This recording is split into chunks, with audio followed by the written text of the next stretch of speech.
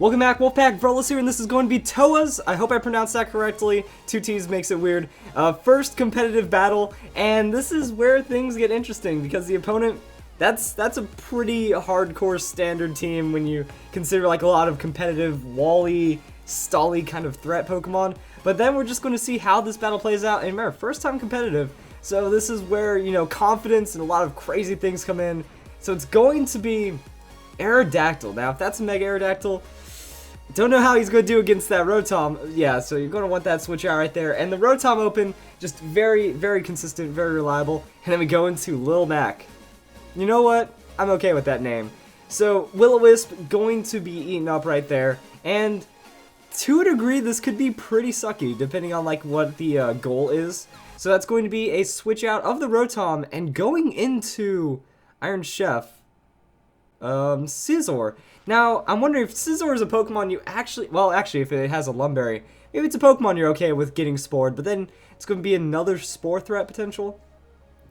And, no, he gives up the Scizor's sleep, but at the same time, Breloom doesn't really have a lot that it can do, except for Swords Dance. So it is a Swords Dance setup, Breloom. It got back to +0 after all this burn shenanigans, and it's going to try to get some damage back, maybe?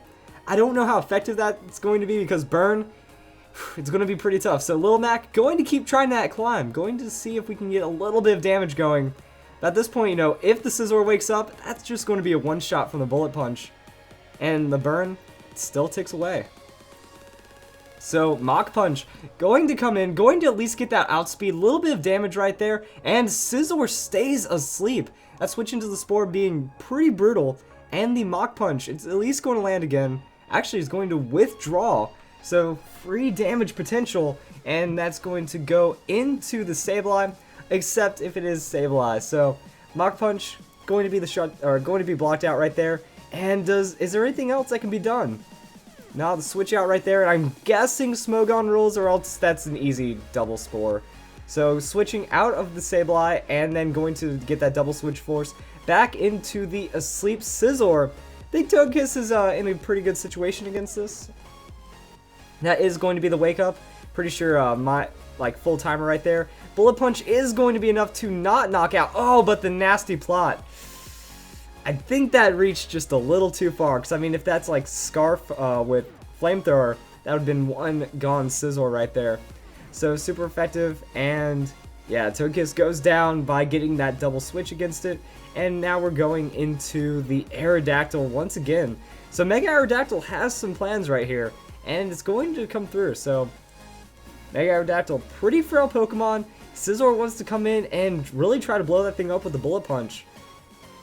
And it's almost going to get it. So close on that, but the Fire Fang going to return, and that is going to be enough to take out the Scizor. But now we still have a lot of other threats to worry about. That's just one Pokemon down, and at the cost of a Breloom. So this could get pretty interesting. Actually, it costs a Breloom and Togekiss. So switching out, you can't really do anything with that Rotom there. And now we're going to go back into the Breloom. So at this rate, you know, Hidden Power from the Rotom is going to be enough to knock out the Breloom. Super effective hit. So Hidden Power Ice in this situation. And then we're going into the Cofagrigus. So Cofagrigus is going to eat that Will-O-Wisp, but it can be a tanky Pokemon. Actually, it is a pretty tanky Pokemon. So we're going to see what happens. Singles Trick Room. And is it going to be able to return and take out this Rotom or anything else on the opponent's team right there? So, Spin Cycle going to get withdrawn. Ooh, switching out the Rotom against the Cofagrigus into the Sableye. Now we're going to get into a nasty Ghost Battle. And it is a nasty plot Cofagrigus. So, getting that switch to work in its favor pretty well. And that's going to be a little bit more burn. That Rotom has gotten the most damage off of that burn. It's pretty ridiculous right there. So Sableye going to be that Mega Pokemon, and it's also going to be that Shadow Ball. So Shadow Ball going to be not enough damage to take out the Sableye. Foul play onto the Cofagrigus. That's going to be a decent amount of damage, but not a terrible amount. And Mummy is going to remove that Magic Bounce ability. So now Sableye isn't going to be too threatening if you want to throw down status, but it's already at low hit points, so you might as well finish it off anyway. That burn, though, getting some serious work onto the Cofagrigus. That's going to be a withdrawal of the Sableye, so whatever comes in, it's still going to be taking a lot of damage. And, ooh, bringing in the Heatran. So Shadow Ball, after that nasty plot boost, could maybe 2-hit KO? Ah, no, not enough. That Heatran being just a little too tanky for the Cofagrigus. But we're going to see if we can get some big payout right here. The burn, though. Ah, every time I see a burn tick down, just a lot of damage. So the Shadow Ball is going to come through. That's going to be a special defense drop right there. And Lava Plume from the Heatran. Is it going to be enough damage? I think the burn's going to finish it off in the end. And that's going to be it. So now, losing quite a bit of Pokemon. So I think, is there still one turn of... No, okay, that was the last turn of Trick Room. And now we have... Ooh. We have the Delphox coming in against the Heatran. So we're going to get that free substitute, it looks like. Yeah, outspeeding it, going to stop that Toxic. And Delphox has a little bit of setup right now. So we know the Psyshock is going to be a decent hit. If there's Calm Mind or some kind of other thing going up right here, that could work out. So it is the Calm Mind. Now Delphox getting very threatening very quick. And wow, this team right here is ridiculous. We have 2 Nasty Plotters. We have a Swords Dance Pokemon. We have a Calm Mind Pokemon. It's very high risk, high reward. And depending on how you play it, can work out in your favor. So after that, not very effective hit. Substitute does not break from that Lava Plume. That Calm Mind. And also Delphox, a little bit of a special defensive tank. So it can work out pretty well. And it wasn't enough. So that's pretty ridiculous. And that's going to be a withdrawal. Delphox going to just get free setup. And now Latios comes in. So how will Delphox handle the Latios? So, I mean, we've already seen Calm Mind. We've already seen the substitute. So that means 2 offensive moves, one of which is most likely... I mean, we could see the Mystic Fire. That's a pretty interesting move to lower special attack and really remove special threat entirely. Or we could just see a Flamethrower or something like that. So Latios going to throw out the Surf. That's going to be soaked up by the sub. The sub is going to fade, however. And now what's Delphox going to throw back? Fire Blast. So Delphox on pure damage mode with that Fire Blast. Going to hit for that +2, and it's a not very effective hit, resisted, but it looks like it can convert that to a KO. Now, will Surf, with that Life Orb, be enough damage to take out the Delphox? After the 2 Calm Minds, not even half. Actually, it wasn't 3. It was a lot of Calm Minds. There was a lot of boosting going on. And that means Fire Blast is going to land and take out the Latios. So Latios didn't have enough to take it out, even with that Surf. And now Delphox has some pretty good momentum going for it. So big damage, big KOs, and just doing a lot more damage right there. So now Rotom is going to come in, and what is Rotom going to do? We can see some scariness here, and that's going to be Psychic. It's not even Psyshock, Psychic! Almost getting the one-shot right there. High amounts of damage, and that's going to really do a lot of damage. But Delphox does survive. Leftovers going to heal it up. So we're getting a good amount of heal right there, and that's... Yeah, Rotom is looking to be in a pretty bad situation right now. This Delphox also getting some nice outspeeds right here against the Heatran, against the Rotom. And that's going to go back into the Sableye.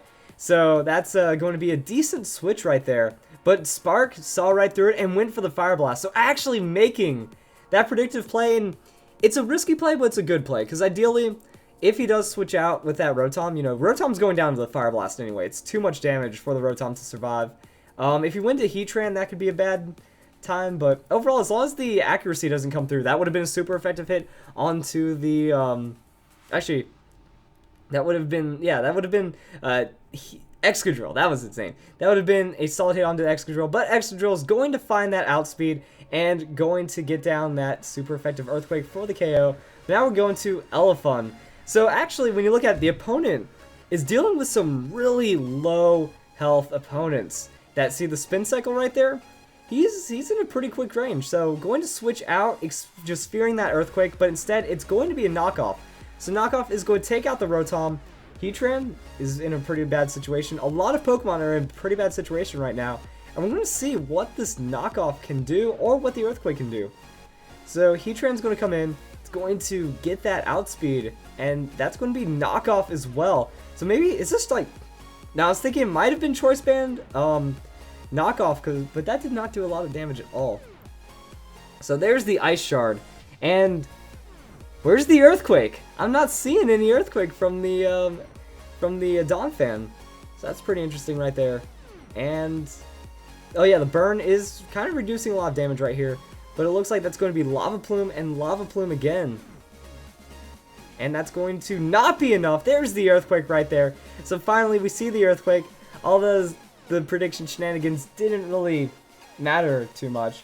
So that's going to be Donphan going down. But there's also a pretty big trade right here. And now we have to see that there is Sableye and the Excadrill.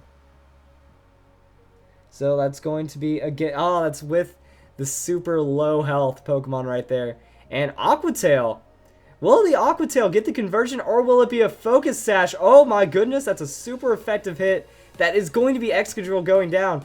And that was it. Oh my goodness, I thought, I didn't think that was the win right there. I thought, no wait, Sableye got blown up by the Fire Blast, right? Huh, that was a battle right there. That was a back and forth, just gritty battle.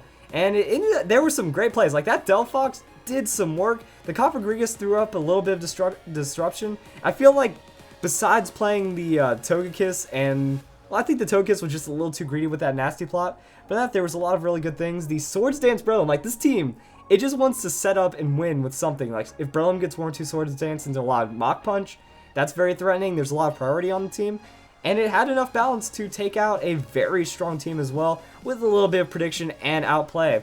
So I would not believe, like, if someone said that was their first competitive battle, I wouldn't believe it. So that means something. I don't mean like he's lying, but I mean like that speaks something for the amount of skill and the amount of training gone into this. And the Aerodactyl finds those outspeeds and ends up taking the win. So I hope you guys enjoyed this battle. That was pretty ridiculous, and I hope you guys get ready for some more Fan Fridays.